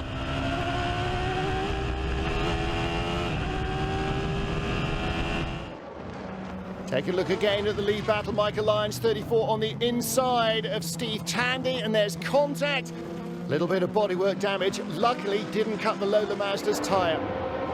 Lola Mazda of Steve Tandy leads. Martin Short in 2nd. Michael Lyons trying to go the long way round the outside in the LMP2 Orica, and he does. Dive bomb Short, who's revived his old car and his old career, and is in no mood to make contact with anybody. SMP Racing Orica goes through into 2nd place. Short in 3rd under pressure from the Lola Aston Martin built at ProDrive. Two cars built at ProDrive battling for the GT class lead. The 550 Maranello, that was a project started by ProDrive, and those cars very successful in Le Mans and in IMSA racing, and he was being chased by Tom Kimber-Smith in the Aston. Challenge for third place. Down the inside comes the Lola Aston of Christoph Dansenburg, and he goes through past Martin Short as well. Aston Martin's first prototype car in over 20 years. 3 of them were built by ProDrive, raced in the States and in Europe, and Le Mans, Daytona, Sebring. Now the battle is on for the lead of the race. The LMP1 Lola Mazda being chased out by the LMP2 Oreca.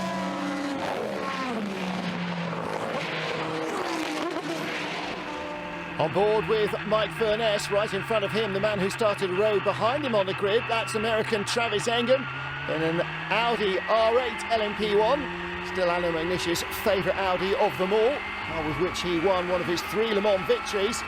Not a Le Mans winner, but look at the way it just picks up and goes. Michael Lyons really setting into the task of trying to get by Steve Tandy. These cars both from the same vintage, 2012 built cars. The Lola built in Huntingdon in England, and the Oreca built at Le Mans, and they were in different classes, LMP1 and LMP2. The Lola LMP1 Coupe came with a variety of different engines, but Dyson Racing true to the Mazda engine in the States, with which they were very successful. And right behind the LMP2 Oreca, of course, run by Uke Schoenack, and still very much in the car building business. Great lunge by Michael Lyons, through on the inside into Village. Lyons knows the car well, but he knows this track well, and that's having a big advantage. Ferrari F40 in front from the early days of GT Series. And now look, the challenge is on for second place. Here comes Christoph Dansenburg, the Belgian driver in the Lola Aston, down the inside of Steve Tandy, and he goes through. Martin Short in 4th, with the Peugeot 908 diesel behind. Peugeot's 908 diesel suffered a couple of years at the hands of Audi, but then went on to win Le Mans in its turn. A phenomenal looking machine. Trouble for Canadian Keith Freesia in his Formula One Oreca. This car, an old LMP2 chassis developed to take a 6.2 Corvette motor, or he was trying to nip up the inside of Steve Zacchia in the Ferrari. Mandatory pit stops in is the race leader Steve Tandy in the Lola Mazda. And here is Mike Furness. On the right-hand side there, Chris Hoy, who's raced in British GT and at Le Mans. He'll be doing the second race in this car. Each of the cars get 2 races. Steve Tandy's name added to those of Chris Dyson and Guy Smith, who drove the car in period for the Dyson engineering team, small family-run team from Poughkeepsie, New York. Michael Lyons now the race leader in the SMP Oreca. On board with our GT leader, Tom Kimber-Smith. Headlights behind are from Michael Lyons, and this is familiar to any prototype racer having to lap GT cars. See him flashing the headlights. Lyons lunges down into the inside, into Abbey, and with all the aero grip through he goes. Tom Kimber-Smith making sure there was plenty of room. These cars are too valuable now to go knocking the doors off each other. Beautiful night for racing at Silverstone. Michael Lyons leading the race as one of the most experienced drivers in the field. He will serve a longer mandatory stop, so he's trying to build his gap. Up behind Stephen Reed, in one of the last Ferrari F40 Evolutions. That car dates to as recently as 1995, so it gets into this class by the skin of its teeth. Into the pits, Michael Lyons, and he will have to serve the longest stop in the field. Now, has he built enough of an advantage? Martin Short racing on, and the Lola Aston in his sights. And this is going to be a punishing wait for Michael Lyons, no question about it. Steve Tandy in the Lola Mazda, the Dyson racing car back in front. And the question is, can Michael Lyons run him down and catch him now?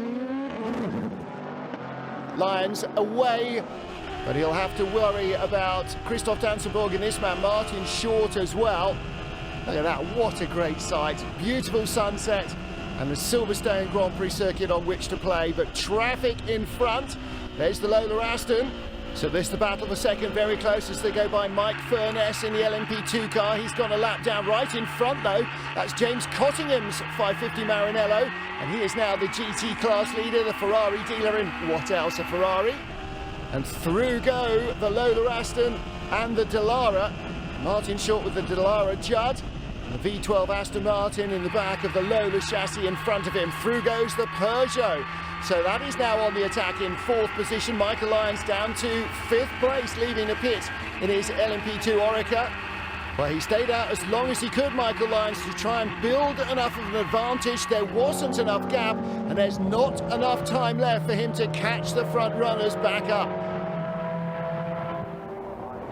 Last few corners for Steve Tandy. The Lola Mazda is going to claim victory at Silverstone. There's a phrase you wouldn't say in period.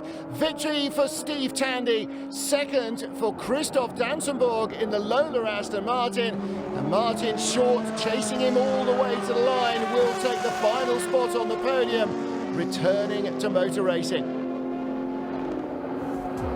A fantastic end to a fantastic day at Silverstone. GT victory went to James Cottingham's Ferrari 550 Maranello, but Steve Tandy ruled the roost in the ex-Dyson Racing Lola Mazda.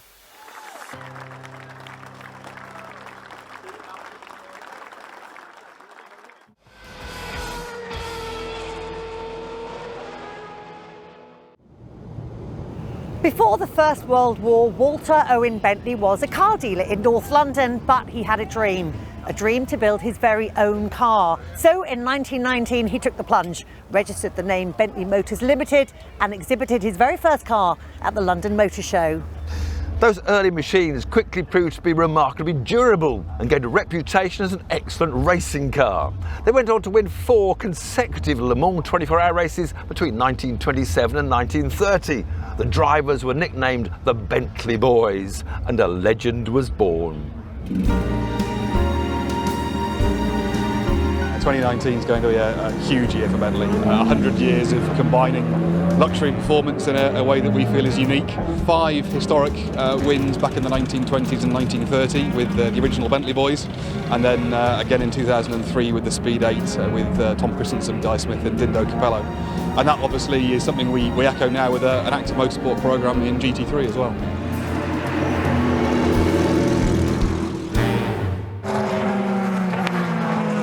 Love Le Mans, and particularly at night, and being here at Silverstone, at the Silverstone Classic, that's definitely going to be a fantastic highlight to see these very fast and now also sports cars for not so many years ago driving into the dusk, and that's where the race really starts at Le Mans, and I hope that's really will kick up the party here at Silverstone Classic as well. We're in the holding area now for the Bentley Centenary Trophy race for pre-war sports cars. It's not just Bentley's taking part in this race. We've got Aston Martins, Alfa Romeos, Morgans, a whole range of different cars. And obviously all of them are quite old. So given that, it's really good to see that these cars are still being driven seriously hard out on track.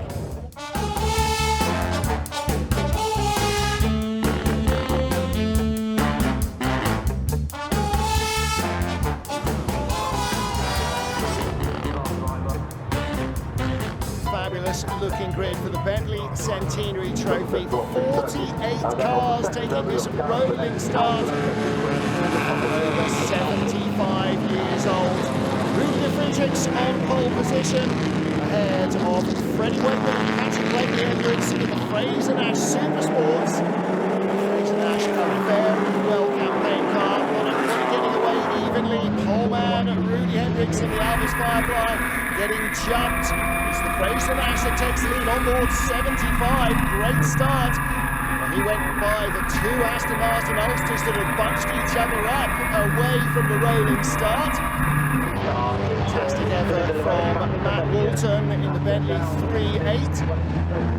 Bentley on winners in 1924. 5 years after the company was originally formed.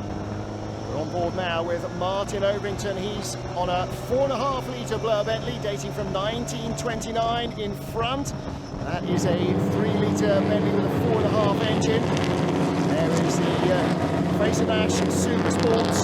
Started on the outside of the front row, the Wakeman Blakely Edwards car. To Gareth Burnett giving chase in his little outer sports. Right behind is the upright Talbot of Michael Birch. In the leading group, only the Bentley out front is made by manufacturers still building cars. But this battle, the BMW ahead of the Morgan, both those companies still building cars in 2019. Very smoky from Llewellyn Bentley. And this is a replay of the start of how Tim Llewellyn charged through the field, using the Bentley's thundering torque to great advantage against the lighter cars at the start. Into the pit lane he comes. Son Oliver is somewhere down there, waiting to take over the race-leading Bentley. These are not 3-second Formula 1 style stops, everybody with a minimum time for the driver change. Here is Rudy Friedrichs in the Alvis Firefly. He has made his stop. Beautiful drift there out to the final corner. And the race leader yet to stop behind number 20, Talbot of Michael Birch. Closing in behind though, in the slippery conditions, spots of rain. This is Ollie Llewellyn. Be very cautious about where you apply the prodigious torque of this Bentley's big engine. It's very capable of spinning up the rear wheels almost anywhere on the slippery surface. These cars mostly getting on for 100 years old, racing on a race surface. It was laid for the British Grand Prix this year, so only a few weeks old. Bentley using its power to go by the Talbot. So Rudy Friedrichs in second place. Look at the replay here. Listen to the Bentley pick up the speed relentlessly. The huge torque of his engine, such a huge advantage in endurance races, limiting the number of gear changes required. So the Bentley steaming down the straight, but the Alvis is right there. Rudy Friedrichs looking down the inside. Lighter, lower slung, less powerful, the Alvis Firefly. That's why he got eaten up at the start by Tim Llewellyn, who used the thumping torque of that big Bentley motor. This is a great looking contest here. These two drivers giving it everything. The Bentley, when it's on song, has got a little bit more in terms of thump off the corner and straight line speed, and he managed to use traffic there as well to his advantage. So squeezing by back in front. It's getting the thing slowed down that might be the Achilles heel. Torrey Bugatti famously called the Bentleys at Le Mans the world's fastest trucks. Again, under braking there, the replay showed the Alvis made a better job of it, but looks like Ollie Llewellyn is keeping the Bentley out front. The checkered flag awaits. Traffic in front, including the Talbot, but the Alvis also gets held up. It will be victory for Tim and Ollie Llewellyn. Rudy Friedrichs not far behind in second place in the Alvis Firefly. Wakeman Blakely Edwards, Fraser Nash Super Sports battling for third in the final corner with Michael Birch. There is the Talbot, a little higher, a little heavier, a little higher centre of gravity. Pat Blakely Edwards knows this Fraser Nash Super Sports very well indeed. He's got to find a way round the final couple of corners. Oh, here's his chance for Talbot, very deep into club corner. Now he's got to try and keep the power down. Blakely Edwards squeezes through on the inside. Is that enough? They keep to the line. They race side by side across the line. Pat Blakely Edwards does what every pro should do, punches the air. And in fact, he did make it into third by 24 hundredths of a second. Rudy Friedrichs took second, but it was Tim and Ollie Llewellyn who claimed victory. Over the years, the Classic has provided a great mix of entertainment, with the live music concerts on Friday and Saturday evenings a particular highlight for a lot of people. Let's look back on some of the bands that have played the Classic in recent years as we close the online 30th anniversary party for the day. We look forward to seeing you back here.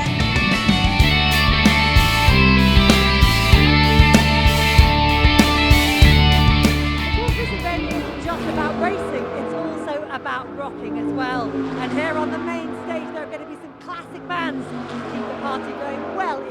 right. Silverstone, let me hear you make some noise! Friday was full of classics, and the stars of the show were 60s legends Canned Heat, who were back on the road again, still rocking the crowd.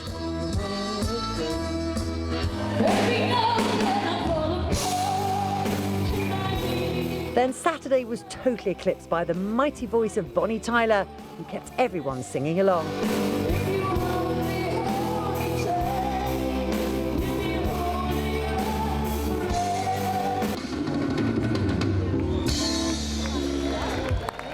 Hey baby, that's the booty.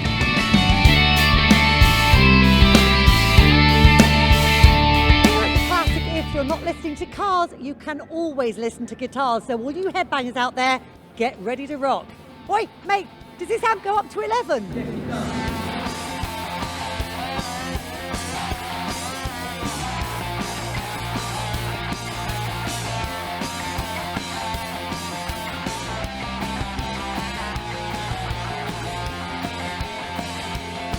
If you want to, tell me on to. Now anything you really want to, tell me on to your sweet love.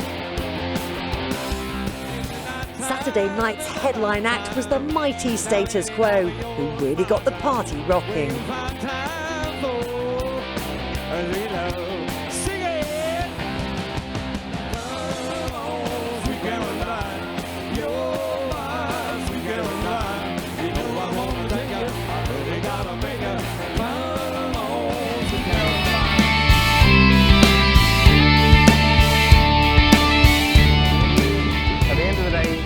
Down here to the main stage, where you can grab a beer and have a boogie to all the bands entertaining the crowds.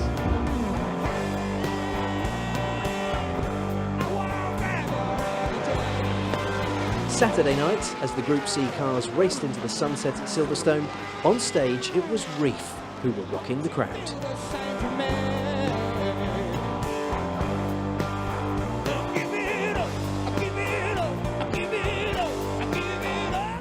Facing the sun like that and watching it go down, and the crowd were cool.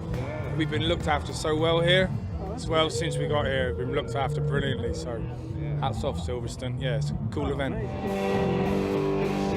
If I could give you a blank checkbook, where would you put your money on if you could buy one car?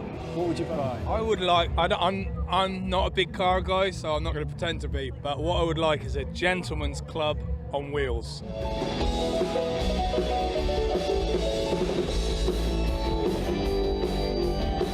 Then, with the hot air balloons firing, it was time for the Stranglers to put on a show and keep everyone rocking into the night.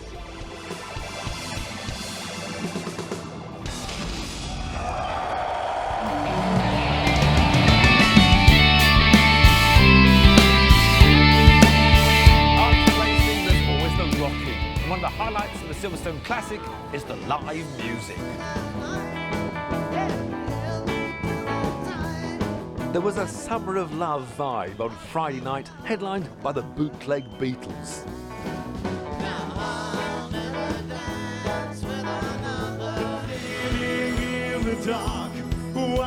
Then on Saturday, it was the man with the golden voice, Tony Hadley, who had the crowd singing along into the night.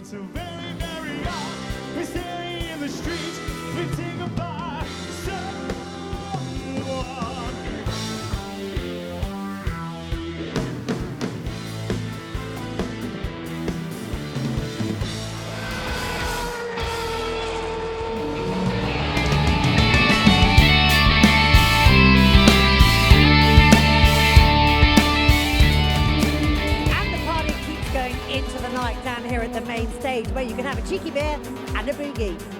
Hello, Silverstone!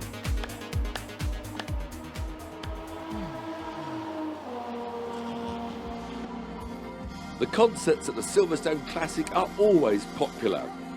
Friday night was a chance to get your groove on with Soul to Soul.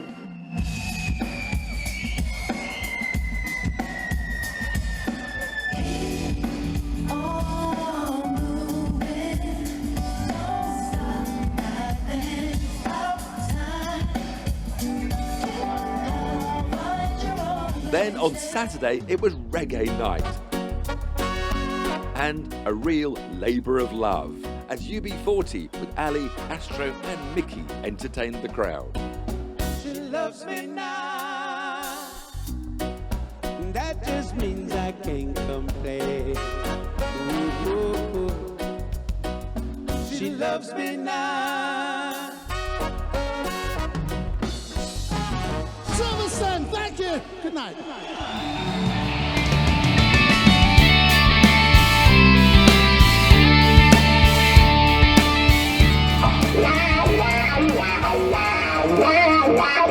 And as ever, the party keeps on going into the night down here on the main stage. And this year, things are getting a bit groovy. Lou, what are you doing? I'm channeling my inner hypnotist. Do you actually even know what groovy means?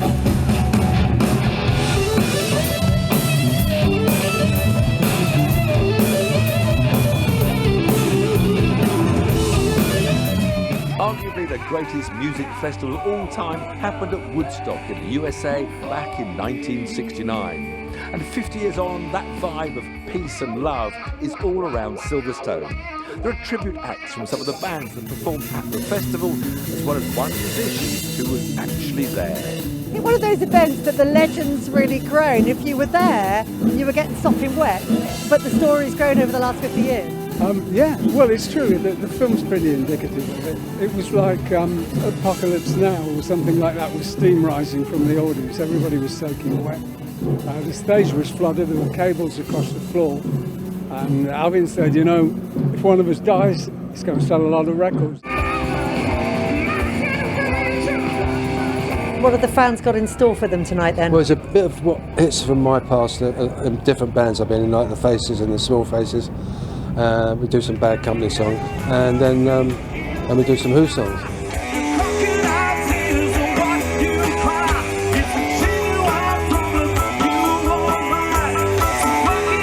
Join us after the break for more from The Classic.